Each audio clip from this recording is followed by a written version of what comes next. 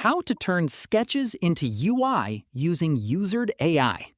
First, open your web browser and go to uizard.io. Then sign into your account, or create a free account if you don't already have one. Once you're on the dashboard, now click Upload Image and choose a clear photo of your hand-drawn sketch from your computer. For the best results, make sure your sketch is well lit and easy to read. After the image is uploaded, click Generate.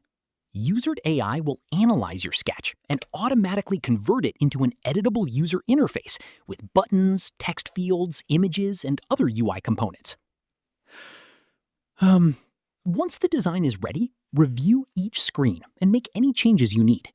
You can move elements, edit text, change colors, update icons, and customize the layout using Uizard's built-in editor.